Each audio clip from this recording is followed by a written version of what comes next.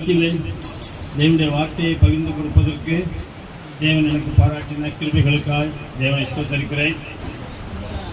எத்தனை பேர் சந்தோஷமா இருக்கிறீங்க? அல்லேலூயா.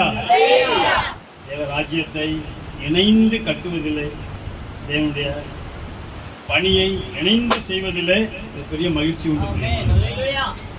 மனிதர்கள் மத்தியிலே குறைவுகள் காணப்படலாம். ஒருத்தருக்கு ஒருத்தர் விட்டு கொடுத்து மன்னித்து ஒருவரை ஒருவர் மேன்மேல் உள்ளவர்களாக எண்ணி நம்ம அந்த ஊழியத்தை என்ன செய்யணும்? இணைந்து கட்டணும். நம்ம பாட்டு போனா அன்பு கூறுவேன் இன்னும் அதிகமாய் ஆராதிப்பேன். அன்பு கூறணும், நல்ல வார்த்தை. நான் ரொம்ப சந்தோஷப்பட்டேன். செய்திக்கு மேலே கொஞ்ச நேரம் உங்களோடு ஒரு சின்ன உரையாடும். யோசித்து பாருங்களேன். என்னோட சொந்த ஊர் தூத்துக்குடி மாவட்டம். எத்தனை பேர் தெரியும் தூத்துக்குடி? பரவாயில்ல. என்னோட சொந்த ஊர் தூத்துக்குடி மாவட்டம். இப்போ நான் போரூரில் இருக்கிறேன். இந்த பேர் சொன்னாங்க இல்லையா, பைசோன். இந்த பேர் யாராவது கேள்விப்பட்டிருக்கீங்களா? வேற யாரும் கேள்விப்படல? ஊழியக்காரங்க இல்லை. என்னோட பேர் பைபிளில் இருக்கு. எடுத்து வாசிங்க. ஆதியாகமம் 2ஆம் அதிகாரம் 11ஆம் வசனம். முதலாம் ஆற்றுக்கு பைசோன் என்று பேர். அது ஆவிலோ தேசம் முழுவதையும் சுற்றி ஓடும். போதும். ஏதேன் தோட்டத்துல ஒரு நதி இருந்தது. அந்த நதி 4 ஆறா பிரிஞ்சது. அதுல ஒரு ஆற்றினுடைய பெயரை எங்க அப்பாவும் அம்மாவும் எனக்கு இப்ப பிறக்கும் போதே கிறிஸ்தவனா இருந்ததுனால நான் ரொம்ப பாக்கியமான எண்ணுகிறேன். நம்ம பாடணும் அன்பு வேதம் என்ன சொல்லுகிறது? நீங்க யார்கிட்ட அன்பு கூற போறீங்க? சத்தமா சொல்லுங்களா. எத்தனை மணிக்கு முடிக்கணும் ஐயா? டைமிங் 12. அதனால கேட்டுக்கணும்ல. 12:50 சொல்லியிருக்காங்க. அன்பு கூறுவேன் இன்னும் அதிகமாய். சந்தோஷம். யாருக்கு அன்பு கூற போறீங்க? தேவனிடத்தில் அன்பு கூற போறீங்க. எப்படி அன்பு கூறணுமா? முழு உள்ளத்தோடு, முழு இருதயத்தோடு, முழு பலத்தோடு, அப்படிதானே? முழு மனதோடு. ஓகே. வேதம் என்ன சொல்கிறது? எப்படி நீங்க தேவனுக்கு அன்பு கூற முடியும்? அந்த அன்பு கூறுகிறோம் என்பதை நீங்க எப்படி வெளிப்படுத்த முடியும்? தேவனிடத்துல நம்ம அன்பு கூறுகிறோம் என்பதை நீங்க எப்படி வெளிப்படுத்த முடியும்? செயல்ல காட்டணும். நாவினாலும் அல்ல, வசனத்தினாலும் அல்ல, கிரியையினாலும் உண்மையினாலும் அன்பு கூற கடவுள். 1 யோவான் 3ஆம் அதிகாரம் 18ஆம் வசனம். எடுக்க வேண்டாம்.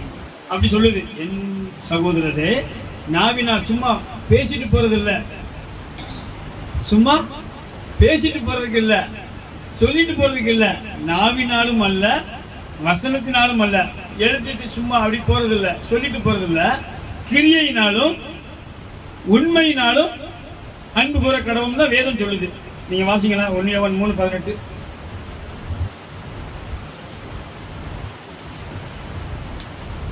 328ஆம் பக்கம். என் பிள்ளைகளே, அல்ல கிரியையினாலும் அன்பு கூற கடவுள். அப்படின்னா கட்டளை. பிரியமானவர்களே, தேவனிடத்துல நீங்க அன்பு கூறதா இருந்தா உண்மையிலேயே அன்பு கூறணும். அன்பு கூறுறீங்களா? அன்பு கூறனா என்ன அர்த்தம் தெரியுமா? அவருடைய கற்பனைகளை கை கொள்கிறதா அன்பு கூறுவதான். அவருடைய கற்பனைகளை புரியுதா நான் பேசுறது உங்களுக்கு? வாசிங்க. 1 யோவான் 5ஆம் அதிகாரம் 2ஆம் வசனம் வாசிங்க. நாம் தேவனிடத்தில் அன்பு கூர்ந்து அவருடைய கற்பனைகளை கைக்கொள்ளும் போது தேவனுடைய பிள்ளைகளிடத்தில் அன்பு கூறுகிறோம் என்று அறிந்து கொள்கிறோம். ஆமா, ஆண்டவர் என்ன சொல்றாரு? தேவனிடத்தில் அன்பு கூறுகிறான் என்று சொல்லுகிற ஒருத்தன் யாருக்கு அன்பு கூறணுமா? இன்னும் விளக்கமா வாசிக்கணும். 1 யோவான் 4ஆம் அதிகாரம் 20-21 வாசிங்க. 4:20-21. தேவனிடத்தில் அன்பு கூறுகிறேன் என்று ஒருவன் சொல்லியும், தேவனிடத்தில் அன்பு கூறுகிறேன் என்று ஒருவன் சொல்லியும் தன் சகோதரனை பகைத்தால் அவன் பொய்யன். பாருங்களா, வேதம் எவ்வளவு அழகாய் சொல்கிறது. அன்பின் அப்போஸ்தலன் சொல்கிறார் யோவான். ஒருவன் தேவனிடத்தில் அன்பு கூறுகிறேன் என்று பாடல் பாடலாம், அல்லது பிரசங்கம் பண்ணலாம், மற்றவங்களுக்கு புத்தி சொல்லலாம். ஆனா சொல்றாரு, நாவினாலும் வசனத்தினாலும் அல்ல, கிரியையினாலும் உண்மையினாலும் நீங்க என்ன செய்யணுமா? அன்பு கூறணுமா? அதுதான் சொல்றாரு. நீங்க தேவனிடத்தில் அன்பு கூறணும்னா முதலாவது உங்களுடைய அன்பு சகோதரிகளிடத்தில் நீங்க என்ன செய்யணுமா? மாயமானம் இல்லாத அன்பு கூறணும். பிரியமானவர்களே, ஆள் இருந்தா ஒண்ணு, ஆள் இல்லைன்னா ஒண்ணு, இருந்தா ஒண்ணு, வந்தா ஒண்ணு, மறுநாள் ஒண்ணு, நன்மையை பெற்றா ஒண்ணு, நன்மையை பெறனா ஒண்ணு, இப்படி அந்த அன்பு. ஆண்டுடைய அன்பு மாறாதுதான். ஆண்டுடைய அன்பு யோவான் 13:1 வாசிங்க. வெறும் யோவான் சுவிசேஷம்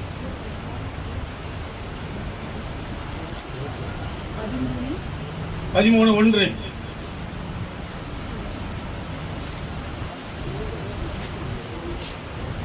பண்டிகைக்கு முன்னே இயேசு இவ்வுலகத்தை விட்டு பிதாவினிடத்திற்கு போகும்படியான தம்முடைய வேலை வந்ததென்று அறிந்து தாம் இவ்வுலகத்தில் இருக்கிற தம்முடையவர்களிடத்திலே அன்பு வைத்தபடியே முடிவு பரியந்தமும் அவர்களிடத்தில் அன்பு வைக்கிற தேவன். பிரியமானவர்களே, நான் குறைவுள்ளவனாய் காணப்படும் போது கூட ஆண்டவர் என்ன வெறுத்து தள்ளல. எத்தனை பேருக்கு புரியுது? ஆனா நம்ம அன்பு சகோதரர்களை எப்படி அன்பு கூறுகிறோம்? அன்பு கூறுதுன்னா போய் உறவாடணும், போய் அவங்களோட ஐக்கியப்படணும் அப்படின்லாம் அர்த்தம் இல்லை. அவங்களுக்காக ஜெபிச்சாலே போதும்.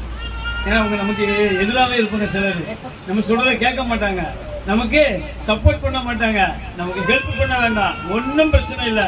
நமக்கு எதிராக இருந்தாலும் நம்ம அன்பு கூறுறோம் அப்படின்னா நம்ம போய் அவங்ககிட்ட உறவாடணும் என்று அர்த்தமே அல்ல. அவங்களுக்காக ஜெபிக்கணும். அவர்களுக்கு உதவி செய்வதற்கு ஒரு சந்தர்ப்பத்தை தேவன் உங்களுக்கு தருவாரானால் மனம் வந்து செய்யணும். முடியும். எப்படி செய்யணும்? கலாத்தியர் 6:8 வாசிங்க.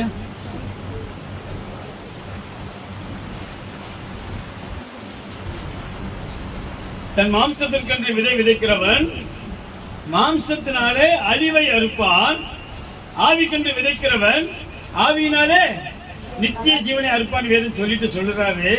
நன்மை செய்கிறதில் வாசிங்க, நான் எடுக்கலையா? 6ஆம் அதிகாரம். நான் மாம்சத்திற்கென்று விதைக்கிறவன் மாம்சத்தினால் அழிவை அறுப்பான், ஆவிக்கென்று விதைக்கிறவன் ஆவியினாலே நித்திய ஜீவனை அறுப்பான். நன்மை செய்கிறதில் சோர்வு வரும். பிரியமானவர்களே, சோர்வு வரும். நம்ம எல்லாம் மாம்சத்தில் இருக்கிறதுனால நன்மை செய்கிறதுல என்ன வரும்? எத்தனை முறை நம்ம நன்மை செஞ்சாலும் அவங்க நம்ம செஞ்ச நன்மையை நினைக்க மாட்டாங்க. நம்ம செஞ்ச நன்மையை ஆனா நம்ம நினைப்போம், அவங்க நினைக்கணும்னு. நம்ம பேசுறவங்களுக்கு புரியுதா? நம்ம நினைப்போம் நம்ம அவங்களுக்கு நன்மை செஞ்சிருக்கோம், அவங்க அதை நினைக்கணும்னு நம்ம என்ன செய்யணும். ஆனா வேதம் சொல்லுது அது நம்முடைய வேலை அல்ல. சோர்ந்து போகாம அவங்க நினைக்க மாட்டாங்க, நம்மளதான் துரோகின்னு சொல்லுவாங்க. நம்ம அவங்களுக்கு என்ன செஞ்சிருப்போம்? புரியுதா? நம்ம செஞ்சது நன்மைதான், இனிமேலும் நம்ம தான் செய்ய போறோம், இனிமேலும் நன்மை தான் செய்ய போறோம். ஆனா அவங்க நம்மளை பார்த்து சொல்லுவாங்க, சத்தமா சொல்லுங்களா, நான் அந்த பட்டத்தை வாங்கியிருக்கேன். பிரியமானவர்களே, பல லட்சங்கள் கொடுக்கணும் எனக்கு, ஆனா என்ன பார்த்து என்ன சொல்லிடுவாங்க? எப்படி இருக்கும்? வேதம் சொல்லுகிறது அன்பு கூட சொல்லுங்க. அன்பு கூறுவதுன்னா சாதாரண விஷயம் இல்லை. அதான் நீங்க வாசிங்க 4:19-20 வாசிங்க. 1 யோவான். தேவனிடத்தில் அன்பு கூறுகிறேன் என்று ஒருவன் சொல்லியும் தன் சகோதரனை பகைத்தால் அவன் யாரா? பொய்யன் என்று வேதம் சொல்கிறது. பிரியமானவர்களே, நான் கிறிஸ்தவன் நினைச்சிட்டு இருக்கிறேன், நான் ஊழியம் என்று நினைச்சிட்டு இருக்கிறேன், என்ற தேவ ஆவியானவர் என்னோடு கூட இடைப்படுகிறார் என்று நான் சொல்லுகிறேன். நான் சகோதரனை பகைத்தால் நான் யாரா? பாருங்களா, ஆண்டுடைய ஜட்ஜ்மெண்ட் வேற. தேவனோடு நீங்க பழகணும், நீங்க ஆண்டவரோட பழகணும். அப்பதான் உங்களுக்கு இந்த சத்தியத்தினுடைய வார்த்தையினுடைய யதார்த்தத்தை அவர் கற்றுத் தருவார். பொய்யனாயிருப்பேன். தொடர்ந்து வாசிங்க. தேவனிடத்தில் அன்பு கூறுகிறேன் என்று ஒருவன் சொல்லியும் தன் சகோதரனை பகைத்தால் அவன் பொய்யன். பொய்யன். தான் தந்த சகோதரனிடத்தில் அன்பு கூறாமல் இருக்கிறவன் தன் கண்ட சகோதரனிடத்துல அன்பு கூறாமல் இருக்கிறவன் நம்ம பாட்டு பாடிடுவோம், அன்பு கூறுவேன் இன்னும் அதிகமாக நீ மனம் முகந்து ஆராதிச்சு நல்லா வர்ஷிப் பண்ண தவறே இல்லை,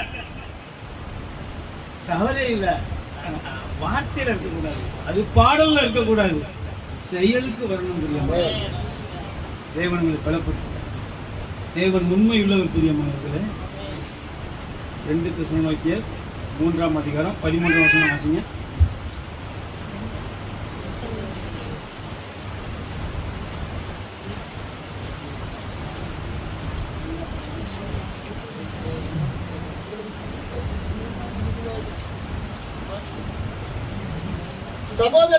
சகோதரரே, நீங்கள் நன்மை செய்வதிலே போகாமல் இருங்கள். பாருங்களா, வேதம் சொல்லுகிறது, சகோதரரே நீங்கள் நன்மை செய்வதிலே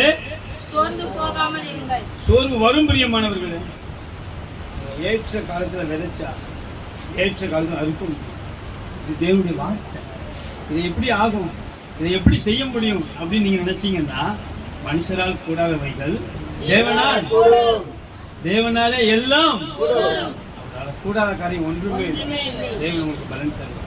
வேதம் அப்படிதான் சொல்லுகிறது. 1 Corinthians 10:13 எடுத்து வாசிங்க. மனுஷருக்கு நேரிடுகிற சோதனையே அல்லாமல் வேறே சோதனை உங்களுக்கு, அதுல தேவன் மிக உண்மை உள்ளவர். அப்ப அன்பு கூற முடியும் நம்மளால, நம்ம கூறுவதில்லை. அது தேவன் பலன் கேட்கும். தேவன் நமக்கு பலனை தர உண்மை உள்ளவர். சங்கீதம் 30:11 வாசிங்க.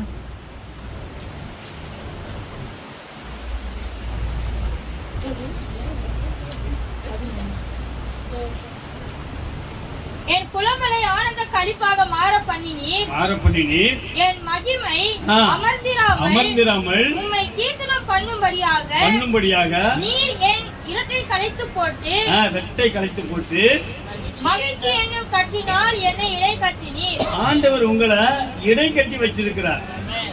மகிழ்ச்சி என்னும் இடை கட்டினால் உங்களை என்ன செஞ்சிருக்காரா, இடை கட்டி வச்சிருக்கிறாரு. ஆனா நம்ம அதை பெருமையா பேசுறது இல்ல. என்ன மதிக்கல, என்ன கேட்கல, என்ன விசாரிக்கல, ஏதாவது ஒண்ணு சொல்லி நம்ம என்ன செய்யறோம்னா புலம்பிட்டு தான் இருக்கிறோம். சங்கீதக்காரன் சொல்லுகிறான், அவன் ரொம்ப கஷ்டப்பட்டவன். பிரியமானவர்களே, ரொம்ப உபத்திரவத்தின் உச்சத்துல இருந்தவன். அவன் புலம்பணும், ஆனா அவன் புலம்பல. அவன் சொல்றான், என் புலம்பலை ஆனந்த களிப்பாக மாற பண்ணி. எப்படி பாருங்களா, எப்படி ஆண்டு மாத்திட்டார். தீமையவே அவர் நன்மையாக மாற்றுகிற ஆண்டவர். அவன் சொல்றான், என் புலம்பல், நான் புலம்ப வேண்டிய நேரம் தான் இது, நான் புலம்பதான் செய்யணும். ஆனா என்னுடைய புலம்பல ஆண்டவர் எப்படி மாத்தினாரா, ஆனந்த களிப்பாக மாற பண்ணினார். ஆனந்த களிப்புள்ள உதடுகளால் அவரை துதிக்கணும், அவரை போற்றணும். ஏன் நம்ம அதை செய்யலாம் அப்படின்னா, அவரை அறிகிற அறிவு நம்ம இடத்துல வேணும். தெரியும், நீங்க சொந்த சகோதரனை பகைச்சிட்டு அன்பு பாராட்டாம தேவனுக்கு அன்பு கூறலாம் நினைச்சீங்கன்னா அது சாத்தியப்படாது. நான் சொல்லல, அது வேதம் சொல்லுது. ஆகவே உங்களுடைய குடும்பங்கள்ல, உங்களுடைய உறவுகள்ல யார்ட்டையாவது பகை இருக்குமானா நீங்க என்ன செய்யுங்க, அவங்ககிட்ட போய் தான் மன்னிப்பு கேட்கணும்னு அவசியம் இல்லை.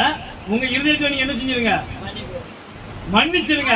அப்பதான் உங்க பாவம் மன்னிக்கும். நிறைய சத்தியம் வசனங்கள் இருக்கு, நான் சொல்லல. அதை பின்னொரு நாட்கள் நம்ம தியானிக்கலாம். இப்ப அன்பு கூறுதலை மட்டும் நம்ம பார்ப்போம். நான் என்ன செய்யணுமோ அவங்க அன்பு கூறணும் என்பதை நீங்க என்ன செஞ்சிடாங்க, அவங்க இடத்துல ஆண்டவர் உங்க இடத்துல எதிர்பார்க்கல, நீங்க அன்பு கூறணும். நான் பேச உங்களுக்கு புரியுதுல்ல? நான் அன்பு கூற மாதிரியே அவன் என் மேல அன்பு கூறணும்னு சொல்லி நீங்க என்ன செஞ்சிடாங்க, அது நம்முடைய வேலை இல்லை. அது மாறும். நீங்க அவங்களுக்காக ஜெபிக்கும் பொழுது அவங்க ரட்சிக்கப்படைவாங்க, அவங்க உங்க மேல அன்பு செலுத்துவாங்க. அவங்க அதே மாதிரி அவங்களுக்கு எளிமையா இருக்கிறவங்க மேல கூட அன்பு செலுத்துவாங்க. அது எப்ப மாறும் அப்படின்னா, நீங்க அவங்க மேல அன்பு கூறும்போது தான். யாரோ ஒருத்தர் தெரியாத வெளிநாடுகள் இருக்கிற குறைச்சி மதிப்பிடல, உண்மையை சொல்றேன். நான் இப்போ சில ஊழியங்களுக்கு காணிக்கை கொடுப்போம். ஆமா, அப்படி வெளி மாநிலத்தில் இருக்கிறவங்க, ஜார்க்கண்ட் இப்படி அங்கெல்லாம் ஊழியம் பண்றவங்க, அப்ப அங்க மொழி தெரியாத, இயேசுவை பற்றி அறியாத ஜனங்கள்லாம் இயேசுவை என்ன செய்யணும், ஏற்றுக்கொள்ளணுங்கிற ஒரு நல்ல அபிப்பிராயத்தான் நம்ம கொடுக்குறோம். ஆண்டவர் சொல்ற அது நல்லதுதான். அதை நீ செஞ்சாலும் அதை செய்வதற்கு முன்பதாக உன்னுடைய சொந்த சகோதரனுக்கு குறைச்சல்னு கண்டா, அவனுக்கு பிரச்சனைன்னு கண்டா, நீ முதல்ல அவனுக்கு என்ன செய். ஊழியத்துக்கு கொடுக்கிறது தவறல்ல, நீங்க தவற பொருள் கொண்டு வராங்க. 1 யோவான் 3ஆம் அதிகாரம் 17ஆம் வசனம் வாசிங்க, புரிஞ்சிடும்.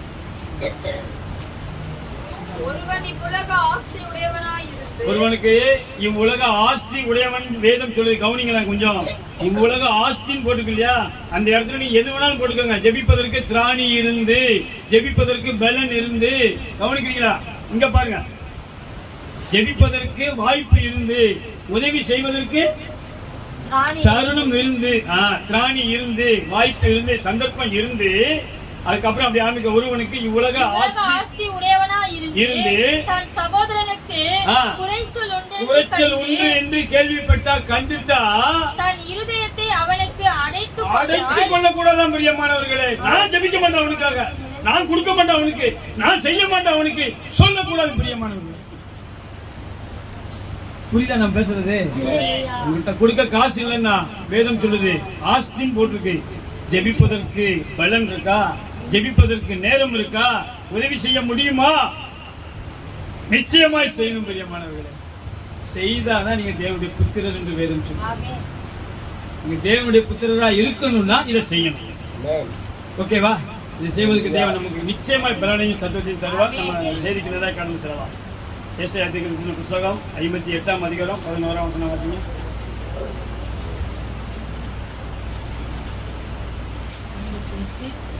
ஏசாயா 58. கர்த்தர் நித்தமும் உன்னை நடத்தி மகா வறட்சியான காலங்களில் உன் ஆத்மாவை திருப்தியாக்கி உன் எலும்புகளை நினமுள்ளதாக்குவார். ஹல்லேலூயா. நல்ல வாக்கு பிரியமானவர்களே.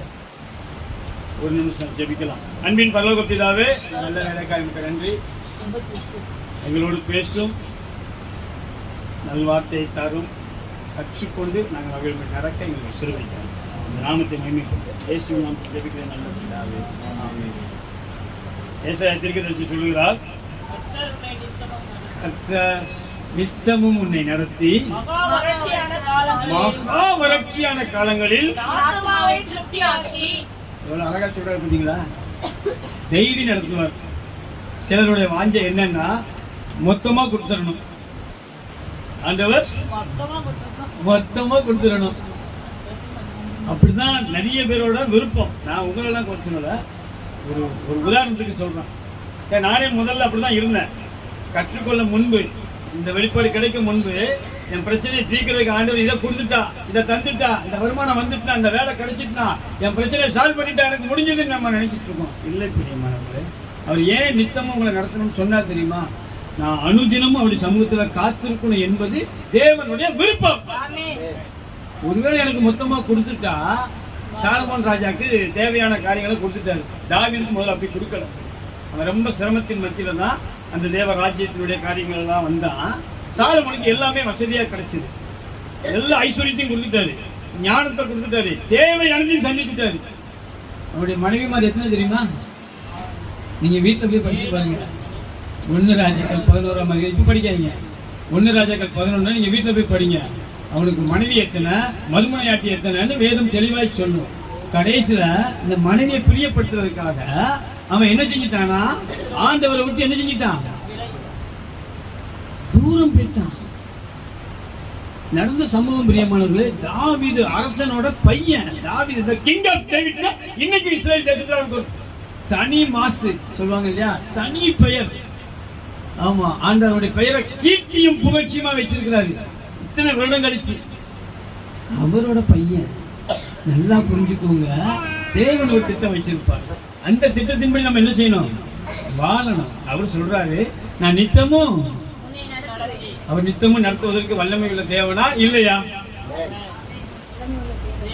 நம்ம ஆண்டவர் நித்தமும் நடத்துவதற்கு வல்லமை உள்ள தேவனா இல்லையா?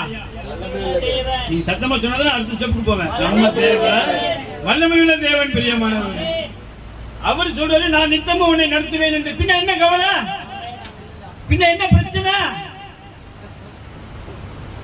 கர்த்தர் நித்தமும் நம்மை நடத்துவார். அவருடைய நடத்துதல் எனக்கு உண்டாயிருக்கும்படிக்கு, என் மேல இருக்கும்படிக்கு, அந்த நடத்துதலுக்கு நான் தகுதியுள்ளவனாகவே வாழணும். இவ்வளவுதான். ரோமர் 8:14 வாசிங்க.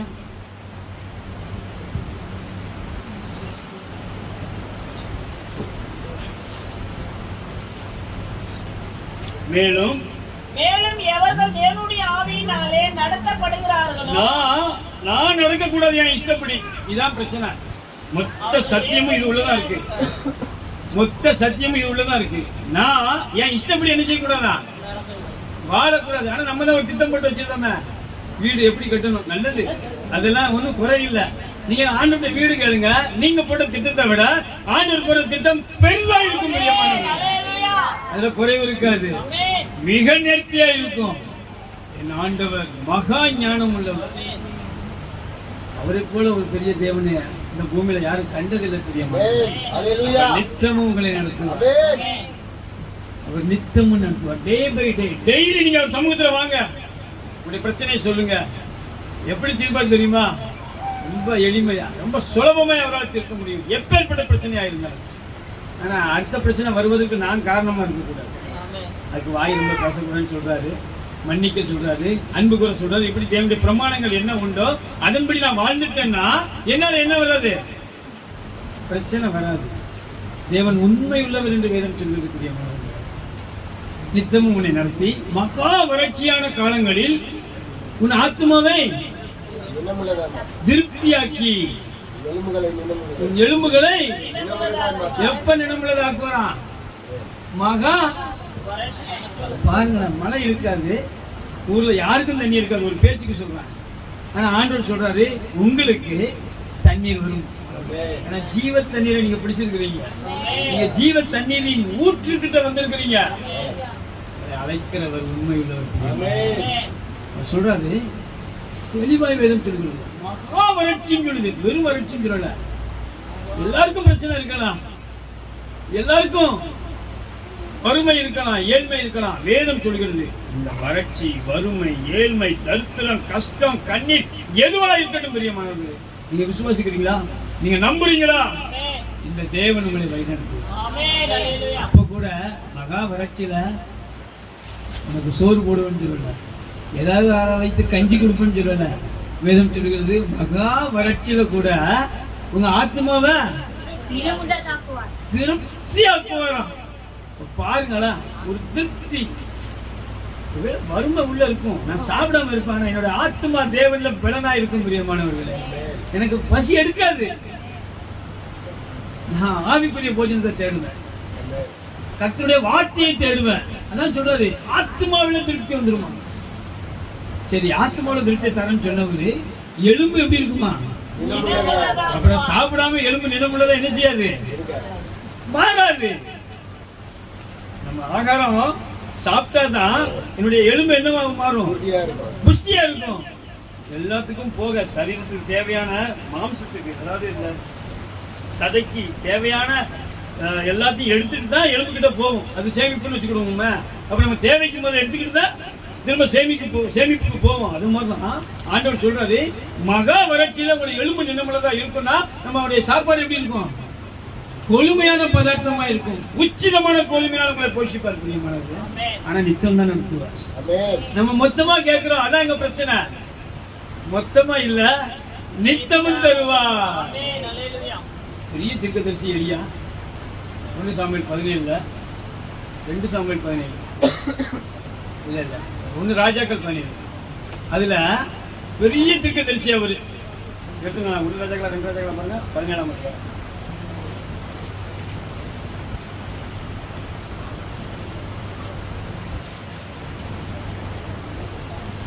ஒன்னு ராஜாக்கள் 17 தான். 1 வாசிங்க. 1 ராஜாக்கள் 17 1 வாசிங்க. கீலேயாத்தின் குடிகளிலே கிறிஸ்தியானாகிய எலியா ஆகாபை நோக்கி, என் வாக்கின்படியே அன்றி இந்த வருஷங்களிலே பனியும் மழையும் பெய்யாதிருக்கும் என்று இஸ்ரவேலின் தேவனாகிய கர்த்தருக்கு முன்பாக நிற்கிற நான் அவருடைய ஜீவனை கண்டு சொல்லுகிறேன் என்றார். ராஜாக்கு முன்னால நின்று சொல்றான், சவால் விடுறான். நான் சொல்றேன், மழையும் பனியும் பெய்யாதுன்னு சொன்னான். பிரியமானவர்களே, அவனை போஷிக்கிறதுக்கு ஆண்டவர் எப்படி சொன்னாரு? காகங்களுக்கு கட்டளை இட்டார்.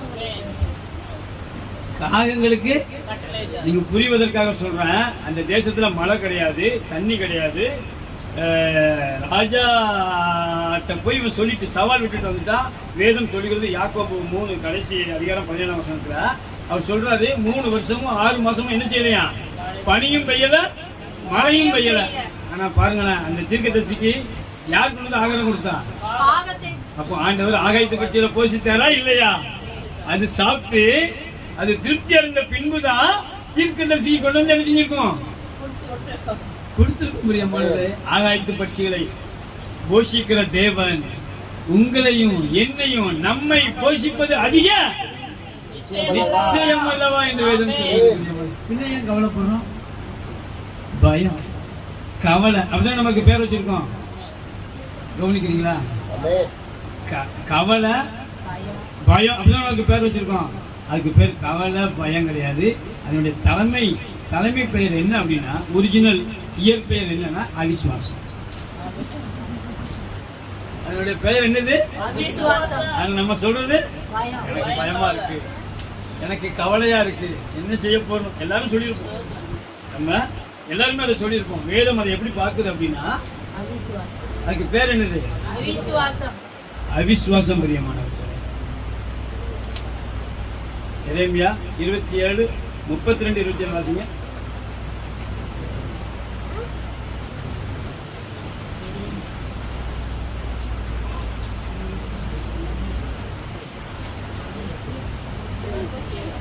எரேமியா 32:27. இதோ நான் மாம்சமான யாவருக்கும் தேவனாகிய கர்த்தர், இதோ நான் மாம்சமான யாவருக்கும் தேவனாகிய கர்த்தர், என்னாலே செய்யக்கூடாத அதிசயமான காரியம் ஒன்றுண்டோ? அவர் சொல்றாரு, என்னால செய்யக்கூடாத காரியம் ஒன்றுமே கிடையாது என்று சொல்றாரு. ஆமென். நீங்க நம்பினா போதும், ஆமென், நீங்க விசுவாசித்தா போதும். ஆமென், விசுவாசம் பிரதானமான ஒரு காரியம் கிறிஸ்தவ வாழ்வில. பிரியமானது, ஆமென். நீங்க நம்பிதான் ஆகணும். நீங்க உங்களுடைய வாழ்க்கை, கடந்த கால வாழ்க்கையை நீங்க கடந்து திரும்பி பாருங்களேன். ஆண்டவர் உங்களை எப்படி நடத்தி வந்தார், எப்படி போஷித்தார், உங்களுடைய நன்மைகள் என்ன, உங்களுடைய தேவைகள் என்ன, உங்களுடைய காரியம் எல்லாம், உங்களுடைய சாமர்த்தியமும் உங்களுடைய அறிவும் உங்களுடைய உழைப்பும் உங்களுக்கு கொடுத்ததுன்னு நினைச்சிட்டு இருக்கிறீங்களா? இல்லை பிரியமானவர்களே, தேவன் உங்களை போஷித்தார், தேவன் உங்களை நடத்தினார், தேவன் உங்களுக்கு உதவி செய்தார், தேவன் உங்களை பாதுகாத்தார். இந்த நாலேஜுக்கே தெரியாம எத்தனையோ ஆபத்துகள் வந்தது. அவைகள் எல்லாவற்றையும் நின்று தேவன் உங்களை மீட்டுக் கொண்டார். நமக்கு இவ்வளவு நன்மை செய்தாலும் நம்ம அதை என்ன செஞ்சிருக்கோம், மறந்துட்டு நம்ம யாருக்காவது ஒரு நன்மை செஞ்சோம்னா அவங்கள பார்த்து நம்ம சொல்றோம் நன்றி சொல்வது. அப்ப ஆண்டவர் நம்மளை பார்த்து என்ன சொல்லியிருப்பாரு? அப்போஸ்தலர் 14:17 நினைக்கிறேன். வாசிங்க. 17. அவர் நன்மை செய்து வந்து சொல்றாரு. 16 வாசிங்க. சென்ற காலங்களில் அவர் சகல ஜனங்களையும் ஆண்டவர் வார்த்தை, பைபிள் வார்த்தை மட்டும் நீங்க பொறுமையா நிதானமா படிச்சு பாருங்களேன். அந்த வார்த்தை மட்டும் பேசும். அவர் சொல்றாரு, சென்ற காலங்களில் அவர் அப்புறமா நீதிமானை அல்லது பரிசுத்தவானை, இஸ்ரவேலரை, யூதர்களை, திருச்சபை மக்களை அப்படிலாம் சொல்லல. வேதம் அழகா சொல்றது, சகல ஜனங்களையும் தங்கள் தங்கள் வழிகளிலே நடக்க விட்டிருந்தோம் அவர் நன்மை செய்து வந்து அவன் இஷ்டத்துக்கு நடந்தான் என்று வேதம் சொல்லுது. மனம் போன போக்கில வாழும் போது கூட அவர் என்ன செஞ்சாரா? நன்மை செய்து வந்து. நானும் உண்டு, நீங்களும் உண்டு. பிரியமானே, ஒரு காலத்துல அப்படிதான் இருந்தோம். அக்கிரமத்தினாலும் பாவத்தினாலும் மரித்தவர்களாய் இருந்த நம்மை தேவன் உயிர்ப்பித்தார் என்று ஒண்ணு சொல்லுது. பிரியமானே, நான் என்ன நீதி செஞ்சுட்டு நீங்க நினைச்சிட்டு இருக்கீங்க? நம்மளால முடியாது. மனுஷனுடைய வழி அவனாலே ஆகிறது இல்லை என்று வேதம் சொல்லுது. இறைமையாளர் சொல்றாரு, நான் நன்மை செய்து கொண்டு வானத்திலிருந்து மழைகளையும் செழிப்புள்ள நாட்கள் சொல்லல. பிரியமானவர்களே, செழிப்புள்ள காலம் கூட சொல்லல, பன்மையில சொல்றாரு, காலங்களையும் நமக்கு தந்து, உங்களுக்கு எனக்கு தந்து ஆகாரத்தினாலும் சொல்றாரு. தெளிவா சொல்றாரு, உங்களை நான் பட்டினி போடலங்க. ஒருவேளை நீங்க சாப்பிடாம இருந்தா அன்னைக்கு உங்களுக்கு பசி எடுக்காது. பிரியமானவர்களே, வருமானம் இல்லாத இருந்தாலும் வேதம் போய் சொல்லாது. சொல்றாரு, ஆகாரத்தினாலும் சந்தோஷத்தினாலும். அதுக்கப்புறம் அதோட விடல, சாப்பாட்டோட முடிக்கல, சாப்பாட்டோட முடிச்ச விட பரவாயில்ல. அதுக்கப்புறம் சொல்றாரு, என்ன செஞ்சாலும் சந்தோஷத்தினாலும். யார் நமக்கு ஜீவனை கொடுப்பா? ரத்தத்தை சிந்தினால். பிரியமானவர்களை, நித்திய ஜீவன் நாம் பெற்றுக்கொள்ள வேண்டும் என்பதற்காக இந்த பூமிக்கு வந்தார் அவர். என்னை பின்பற்றுங்கள் என்று இயேசு சொன்னார். நானே வழியும் சத்தியமும் ஜீவனுமாய் இருக்கிறேன். விளம்பினார், சொன்னார், அழைத்தார். நித்திய ஜீவனுக்கு என்று தேவன் உங்களையும் என்னையும் நியமித்து வைத்திருக்கிறார் பிரியமானவர்களே. ஆனா அதை குறித்த அறிவு வேணும். அந்த அறிவை நீங்க பெற்றுக்கொள்ளணும். அறிவுன்னு ஒண்ணு நீங்க என்ன தப்பா நினைச்சிடாங்க. புரிதல் அப்படின்னு சொல்லுவாங்க. அவரை அறிகிற அறிவு என்றுதான் வேறு பேர் சொல்ற. 2 பேர் 1ஆம் அதிகாரம் 2ஆம் வசனம் வாசிங்க.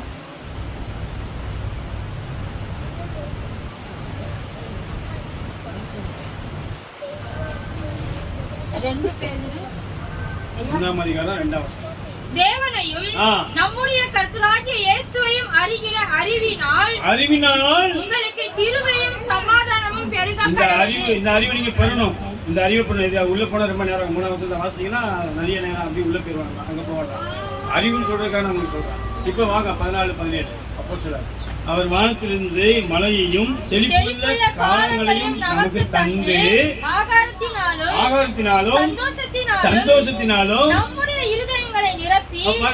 இருதயத்துல கொஞ்சமா லேசா அப்படி இப்படிலாம் இல்ல பிரியமானவர்களே. நீங்க உட்கார்ந்து யோசிச்சு பாருங்க. அவர் நன்மை செய்திருக்கிறார். நிரம்பி வழியத்தக்கதா, இருதயம் நிரம்பி வழியத்தக்கதா, சந்தோஷத்தை கொஞ்சமா கொடுக்கல, காப்பாற்றி விட்டிருக்கிறார். அநேக ஆபத்துல இருந்து, அவமானத்துல இருந்து. யாராவது ஒருத்தர் பேசிட்டாரு, நினைச்ச முடியல, சகிக்க முடியல, தாங்கிக்க முடியல. நான் செஞ்ச பாவத்துக்கு, நான் செய்த குற்றத்துக்கு, நான் செய்த மீறுதலுக்கு தேவன் என்னை அவமானப்படுத்த நினைச்சா என்னால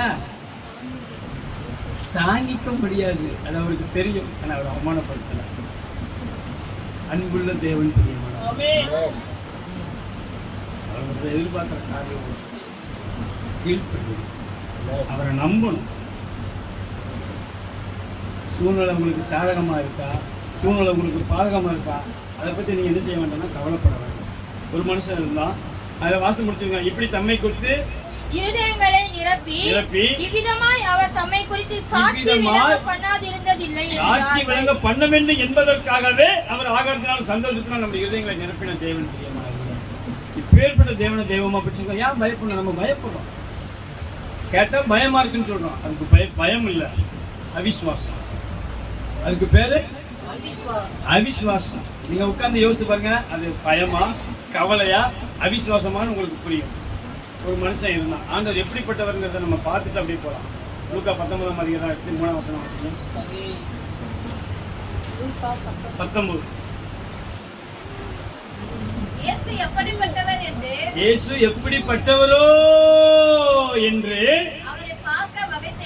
ஒரு மனுஷன், அவன் பேர் சகேயு, அவங்க குள்ளமானவன், ஆயத்துறையில இருக்கிறான், வரி வசூல் பண்ணுறான். அவன் இயேசுவை கூப்பிட்டு கேள்வி போடுறான். நல்லா கவனிங்க, உங்களுக்கு பிரயோஜனமா இருக்கும். இயேசு எப்படிப்பட்டவரோ அப்படிதான் அந்த வார்த்தை ஆரம்பிக்குது.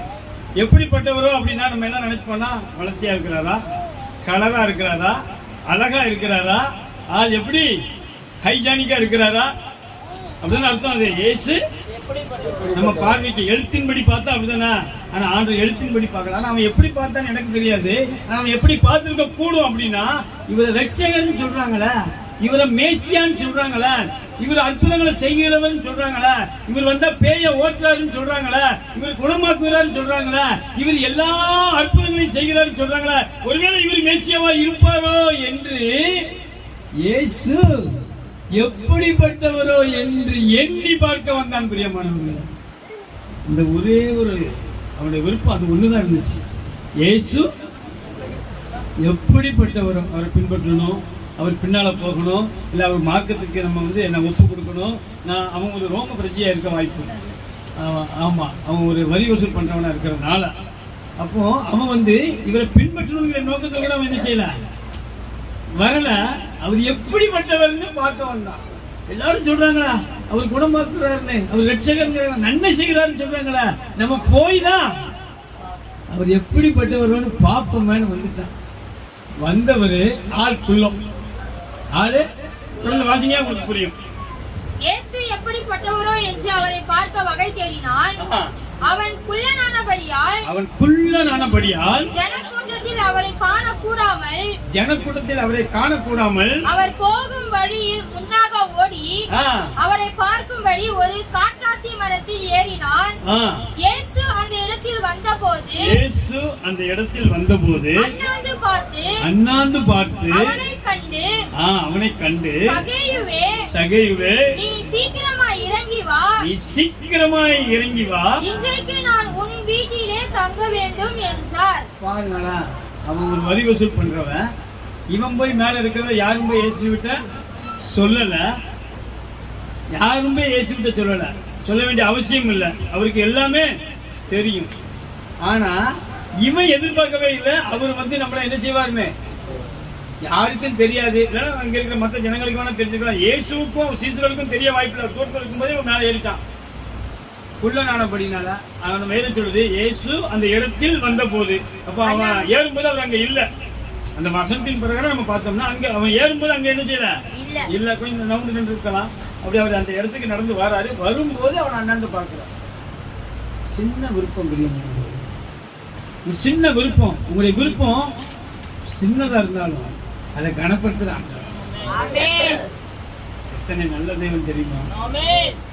அவன் அவரை பின்பற்றணும்னு நினைச்சு வரல. பிரியமானவர்களே, வேதம் அழகா சொல்லுது, இயேசு எப்படிப்பட்டவரோ, அவருடைய குணாதிசயம் என்ன, அவருடைய கேரக்டர் என்ன, அதை போய் பார்ப்போன்னு வந்தா. அல்லது எழுத்தின்படியே அவர் அழகா இருக்கிறாரா? இயேசுனா யாருன்னு பார்ப்போமே, அவர் அழகா தான் இருப்பாரு. ரூபத்தில் அவருக்கு இணைங்க யாரும் கிடையாது. ஆனா வந்து நின்றுட்டு வாஞ்சை, அவனுடைய விருப்பத்தை அவர் நிறைவேற்றத பாருங்களா. எத்தனை அன்புள்ள தேவன், சர்வ வல்லமை உள்ள தேவன். சொல்லியிருக்காங்க நம்ம ஆண்டவர் மகா பெரியவர். ஒருவரையும் புறம்பே தள்ள மாட்டார். ஒருவரையும் எத்தனை பேர் இருந்திருப்பாங்க, நிறைய நண்பர்கள் இருந்திருப்பாங்க, நிறைய சகோதரர்கள் இருந்திருப்பாங்க, சகோதரி போல கூட நிறைய பேர் இருந்திருப்பாங்க. ஆனா எல்லாரையும் அவர் பேர் சொல்லி சொல்லுங்களா, அழைக்கல, கூப்பிடல. உங்க வீட்டுக்கு வரேன்னு எல்லாத்தையும் அவர் என்ன செய்யல. இந்த பூமியில 600 கோடிக்கு மேல இருப்பாங்கன்னு சொல்றாங்க. இன்னும் இந்த இயேசுவை பற்றி தெரியாம கூட நிறைய பேர் இருப்பாங்க. சிலர் தெரிஞ்சும் திருச்சபைக்கு வருவதில்லை, அப்படி அன்பை புரிந்து கொள்வதில்லை. ஆனா நீங்களும் நானும் திருச்சபையில் அங்கம் வைத்திருக்கோம். பிரியமானவர்களே, அன்பு, இந்த அன்புக்கு நம்ம பரிகாரம் அளவு ரிப்பீட். ஏதாவது பிரியக்கம் செய்ய முடியுமான்னா ஒண்ணுமே செய்ய முடியாது. அவருக்கு பிரியமா வாழ மட்டும்தான் முடியும். அவருடைய சித்தத்தை மட்டும் தான் நீங்க செய்ய முடியும். அதற்கான வாய்ப்பு உங்களுக்கு தேவன் கொடுத்துருக்காரு. பாருங்க, எத்தனையோ பேர் இருந்தாங்க. இவன் விரும்புறான். அவர் எப்படிப்பட்டவர்னு பார்க்க அது கனப்படுத்துறார் ஆண்டவர். நீங்க விரும்புறீங்களா? இயேசு எப்படிப்பட்டவர்னு காண விரும்புறீங்களா? அதை கண்டிருக்கீங்களா? அதை அறிக்கையிடுறீங்களா? அதை விசுவாசிக்கிறீங்களா? உங்களுக்கு உதவி செய்வார். பிரியமானவர்களே, நீங்க கேட்ட காரியங்கள் கேட்ட உடனே கிடைக்காம இருக்கலாம். அதனால அவரு கொல்லாதவர் இல்லை, அதனால அவரு நன்மை செய்யாதவர் அல்ல. ஏற்ற காலத்துல உங்களை உயர்த்தும் பிடிக்கும். நீங்க அப்படியே அமைதியில அடங்கி இருக்கணும்னு தான் பேர் சொல்றாரு. ஒரு ஏற்ற காலத்துல உங்களை உயர்த்தி வரான். அதற்கான தேவை வரும், அதற்கான நேரம் வரும், அதற்கான சமயம் வாய்க்கும். பிரியமானவர்களே, அப்ப உங்களை உயர்த்துவார். அது வரைக்கும் தேவன் நடத்துகிற விதத்துல நீங்க காத்து, நீங்க வெயிட் பண்ணணும். முறுமுறுக்க கூடாது. அவர் அழைக்கிறார் பாருங்களா. இவனை அழைச்ச உடனே மேல அவனை கூப்பிடாரு, சகைவே நீ இறங்கி வா. இன்றைக்கு அங்க இருக்கிற நிறைய பேரு நம்ம வீட்டுக்கு வந்தா நல்லா இருக்குமே மனசுக்குள்ள ஒரு சிலர் நினைச்சிருக்கலாம், மனசுக்குள்ள ஒரு சிலர் நினைக்காம கூட இருந்திருக்கலாம். ஆனா இவன் நினைச்சா இவன் எப்படி பட்டவரோன்னு தான் நினைச்சா. எத்தனை பேருக்கு கிடைக்காத இயேசு அவன் வீட்டுக்கு போவதற்கான பாக்கியத்தை யார் பெற்றுக்கொண்டா? சகையை பெற்றுக்கொண்டான். பிரியமானவர்களே, அவன் அதை ஆண்டவர் அவன்கிட்ட பேசும்போது அவனை குறித்து அந்த பூமியில் உள்ள ஜனங்கள்லாம் என்ன சொன்னாங்க? அதை தொடர்ந்து வாசிங்களா. அவன் சீக்கிரமா இறங்கி பாருங்களா. இதே ஊழியத்துக்கு உங்களை அழைச்சிட்டா நீங்க எப்படி அதே மாதிரி சீக்கிரமாய் ரெடியாகி சந்தோஷத்தோட இப்படி ஊழியத்தை செய்வீங்களா? ஆமென். அல்லேலூயா. ஐயோ, நான் அதுக்கு லாக்கிப்பட மாட்டேன், என்னாலாம் முடியாது, நான் வர மாட்டேன், நான் இதுக்கு தகுதி இல்லை. உங்களை தகுதிப்படுத்துறது ஆண்டவர் பிரியமானவர். அப்படிதான் சொல்லுது. அவர் தான் நம்மை தகுதிப்படுத்துகிறார், தகுதிப்படுத்துவார். நீங்க இந்த குறைவுகள் கடந்த கால வாழ்க்கையில நினைச்சு என்ன செய்ய வேண்டாம், கவலைப்பட வேண்டாம். இனி இப்படிப்பட்ட தவறு செய்யக்கூடாதுன்னு நீங்க நினைச்சீங்க, ஒருவேளை இருக்குமானா அவ்வளவுதான், அதுதான் நம்ம செய்ய முடியும். நீங்க அப்படி செஞ்சீங்கன்னா போதும். சகையும் மாதிரி எப்படிப்பட்டவரோ நினைச்சா இல்லையா, இனி அந்த மாதிரி பாவங்களை என்ன செய்யக்கூடாது, செய்யக்கூடாதுன்னு நீங்க நினைச்சிட்டாலே போதும். ஆண்டவர் உங்களோடு பேசுவோம். சீக்கிரமா இறங்கி அதை கண்ட யாவரும் பரவாயில்லப்பா, இயேசுநாதர் வந்து நல்ல பாவியான மனுஷன் கூட வீட்டுக்கும் போறாருன்னு சொல்லல. எப்படி மக்கள் வார்த்தை எப்படி வருது பாருங்க. இவர் ரட்சிக்க வந்த மேசியா தானே, அதை கொஞ்சம் பேருக்கு உங்களாவது தெரியாமலா இருக்கும். யாராவது ஒருத்தர் ரெண்டு பேர் இப்படி சொல்லிருக்கலாம்ல, பாதி பேர் அப்படி சொன்னாங்க, இவர் பாவியானவங்க வீட்டுக்கு போறாருன்னு. பரிசுத்தவான் ஒரு பாவியை நேசிக்கிறான்னு யாரும் சொல்லலையா? நான் பேச உங்களுக்கு உலகம் அப்படிதான் இருக்கும். நம்ம ஊழியம் பண்ண தூக்கிட்டான், பைபிள் தூக்கிட்டான், இவெல்லாம்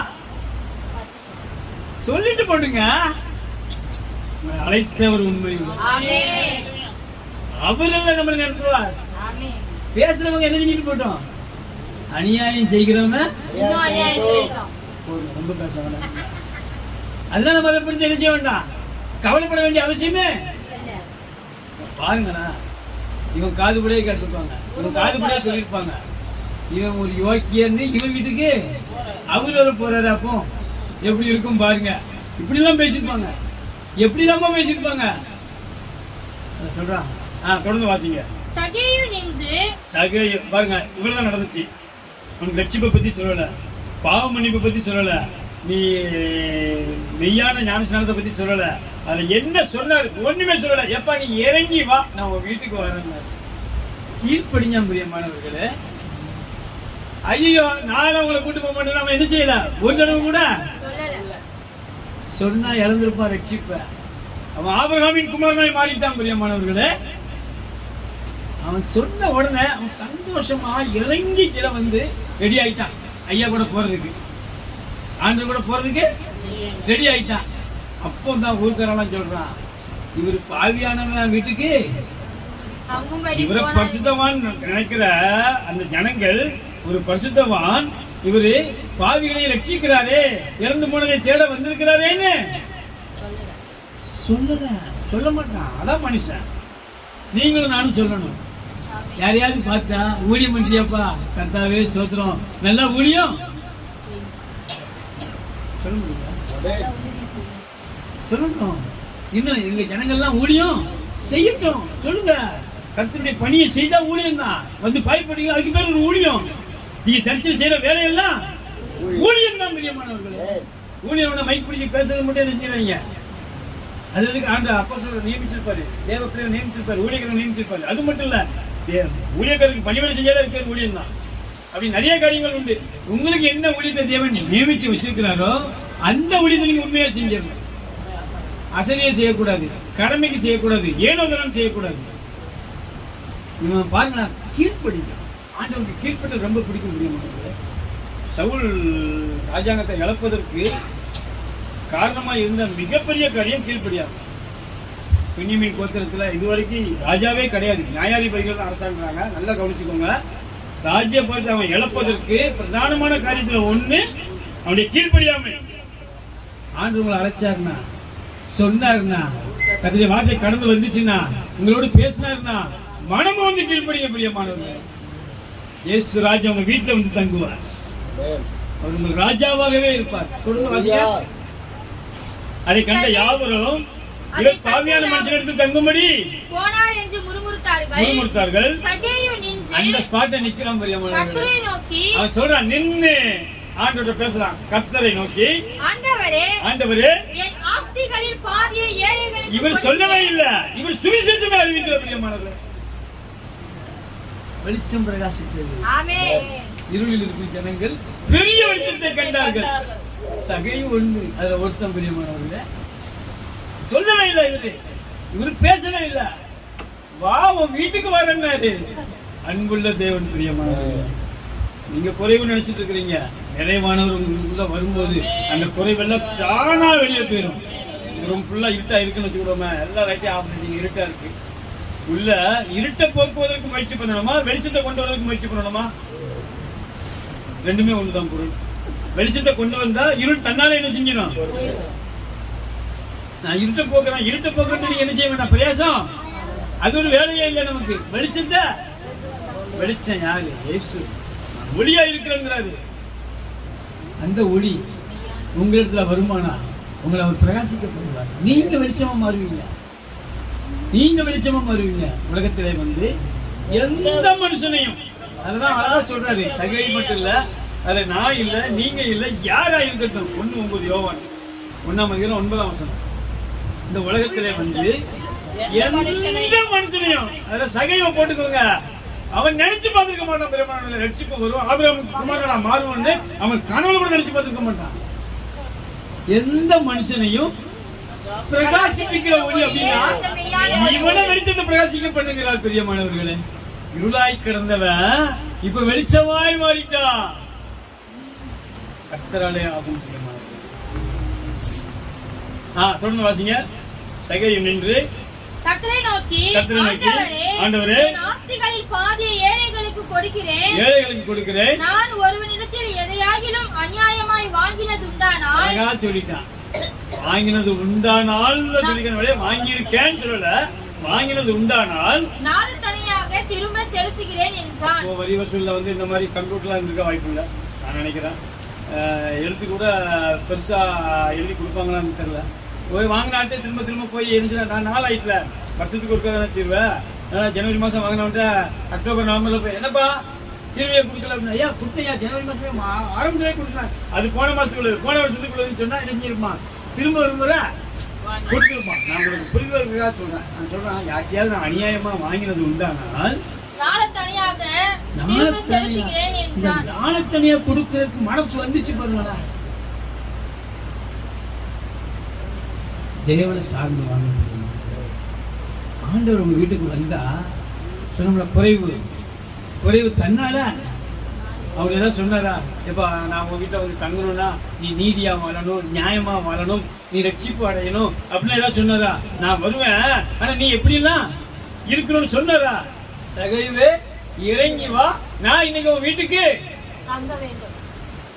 வர்றேன், அங்க வர்றேன். பிரியமானவர்களே, உனக்கு சந்தோஷம் தாங்க முடியல. ரட்சிப்பு எப்படி வருது பாருங்க, வெளிச்சம் எப்படி பிரகாசிக்கு பாருங்க. அவன் சொல்றான், நான் யார்ட்டையாவது என் சொத்துல ஆஸ்தியில பாதிய ஏழைக்கு கொடுக்கறேன். பிரியமானவர்களே, அது இல்லாததான் சொல்றான். நான் யார்ட்டையாவது அநியாயமா வாங்கினா நாளத்தனியா 1000 ரூபாய் வாங்கினா 4000 ரூபாய் கொடுக்கணும், 1 லட்சம் வாங்கினா 4 லட்சம் கொடுக்கணும். எங்க இருந்து வந்துச்சு ரட்சிப்பு? மனமாற்றம். தேவன் வந்தா வரும். பிரியமானவர்களே, உங்க வீட்டுக்கு தேவன் வருவார். வாசப்படியில் நின்று கதவை தட்டுகிறேன் என்று சொல்லுவார். இந்த இருதயத்தை நீங்க திறந்து கொடுக்கணும். ஆண்டவரே வாரும், எங்களோடு வந்து பேசும். நீங்க கூப்பிடுங்க, அவர் பேசுகிற தேவன். பிரியமானவர்களே, அவர் உங்களோடு கூட இருக்க விரும்புகிறார். 2 கொரிந்தியர் 6:18 வாசிங்க.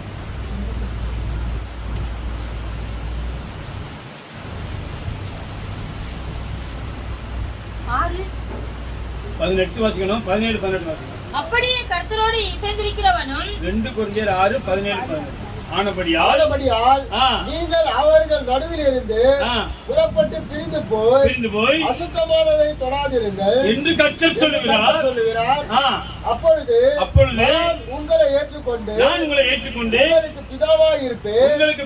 நீங்கள் எனக்கு குமாரரும் குமாரத்திலுமாய் இருப்பீர்கள். ஆண்டவர் சொல்றாரு, நான் உங்களுக்கு பிதாவாகவும் நீங்க எனக்கு குமாரனும் குமார்த்திகளுமா இருக்கணும்னா நீங்க ஒரு காரியம் செய்யணும். என்ன செய்யணும்னா, அவர்களை விட்டு பிரிந்து போயினா நீங்க குடும்பத்தெல்லாம் விட்டு பிரிஞ்சுட்டு போயிடலாம். அசுத்தமா அல்லது இந்த பூமியில இருக்கிற துன்மார்க்கமா ஜீவியம் பண்ணுவாங்க இல்லையா, அவங்களோட உறவு வந்து லிமிட்டா இருக்கணும். அவ்வளவுதான். அதான் சொல்றாரு, நிறைய இருக்கணும், சரியா வச்சுக்கணும், தேவைக்கு மட்டும்தான். யூஸ் பண்ணிட்டு விடுறது அப்படி அல்ல. அவங்களுக்கு வேண்டிய உறவு ஆரோக்கியமா இருக்கணும். அவங்களுக்கு என்ன சவகாசம் நட்பு இருக்கு இல்லையா, அது தேவனுக்கு ஏற்றதா இருக்கணும். நல்லா புரியும்படி சொல்றாங்க. அப்படி இருந்து அப்படி ஒருவேளை இல்லைன்னா நீங்க அதை வந்து புறப்பட்டு போகணுமா. இந்த ஊர் கதையே பேசிட்டு இருப்பாங்க, அடுத்தவங்க கதையே சொல்லிட்டு இருப்பாங்க.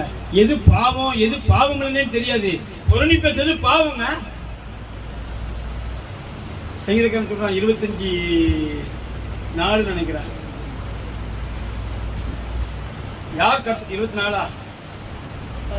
கர்த்தாவே உம்முடைய வழிகளை எனக்கு தெரியும், உம்முடைய இல்லை, கைகளில் சுத்தமுள்ளவன், இதயத்தில் மாசில்லாதவனுமாய் இருந்து தன் ஆத்துமாவை மாயைக்கு ஒப்பு கொடாமலும் கபடாய் ஆணையிடாமலும் இருக்கிறவனே, அவன் கர்த்தரால் ஆசீர்வாதத்தையும் தன் ரட்சிப்பின் தேவனால் நீதியையும் பெறுவான்.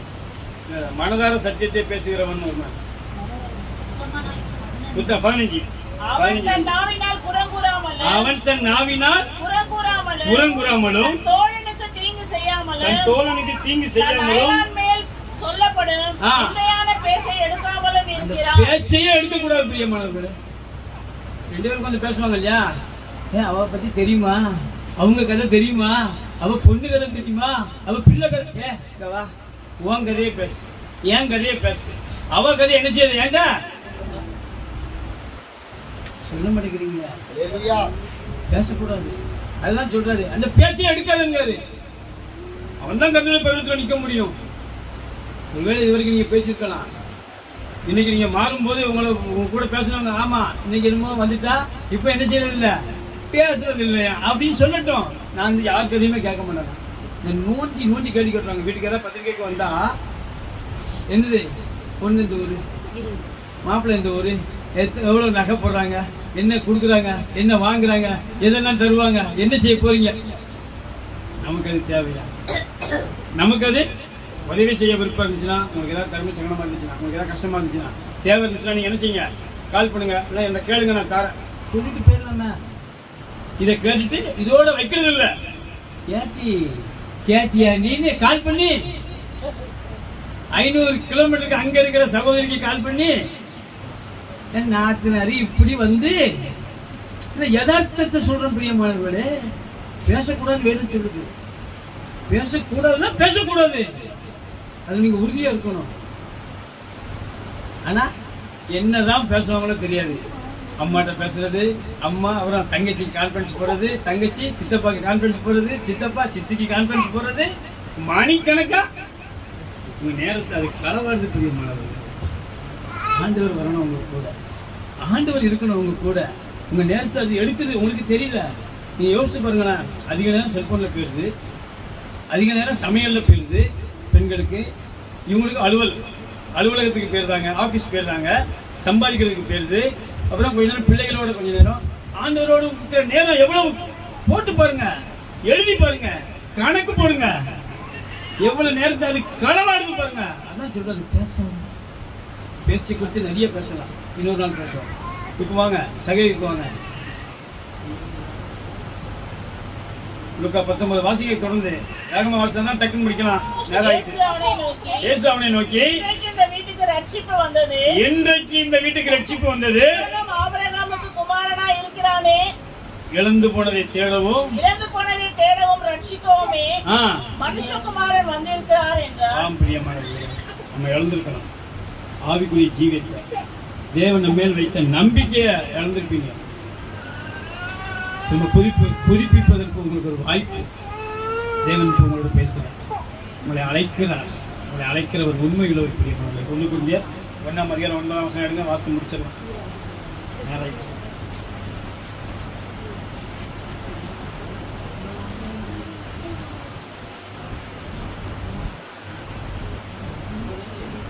1 Corinthians 1:9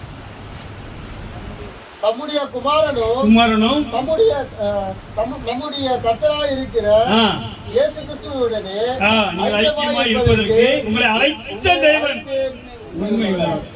முடிவு புரிந்தோம். நற்பொருள உங்களிடத்துல தேவன் எதிர்பார்க்கிற காரியங்களை நடத்தி முடிப்பார். நீங்க ஒப்பு கொடுக்க முடியும். உங்களுக்கு விருப்பம் இருந்தா ஒரே ஒரு காரியம் தான், நீங்க வாஞ்சிக்கணும். நீங்க என்ன செய்யணும்னா, தேவனே உங்களுக்கு பிரியமானதை செய்ய விரும்புகிறேன். 143 சங்கீதம் 11:10 சொல்றாரு. இப்ப எடுக்க வேண்டாம், இப்படி நீங்க விரும்பினா போதும். நீங்க செய்ய வேதம் அப்படிதான் சொல்லுது. சங்கீதம் 103:17-18 எடுங்க, முடிச்சிடும்.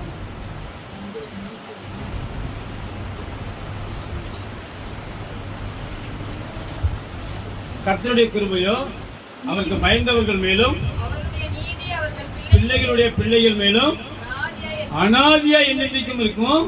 அவருடைய உடன்படிக்கையை கை கொண்டு அவருடைய கட்டளைகளின்படி யாரு செய்ய ஃபர்ஸ்ட் நினைக்கிறாங்களோ அவங்க கூட அவர் வந்து தங்குவார். பிரியமானவர்களே, அவங்கள அவர் ஆசீர்வதிப்பார். நீங்க ஃபர்ஸ்ட் நான் எல்லாம் முட்டுட்டு தான் வருவேன் அப்படிலாம் இல்லை. ஃபர்ஸ்ட் நீங்க ஒண்ணு செய்யணும், விரும்பணும். சரி, சகைவை கூப்பிட்டவன அவன் நினைச்சிட்டான், மனம் வந்து சந்தோஷமா இறங்கி வந்துட்டான். ஆகவே நீங்க விரும்புங்க பிரியமானவர்களே, நீங்க வாஞ்சிங்க, ஆண்டவரே நான் உங்களுடைய பணியை செய்வேன், நான் உங்களுக்கு பிரியமா வாழ நான் இப்போ முயற்சி எடுக்கிறேன் அப்படின்னு சொல்லி நீங்க விரும்புங்க. ஆண்டு உங்களோட பேசுங்க, நீங்க விரும்புங்க, உங்க கூட வாசம் பண்ணுவேன்.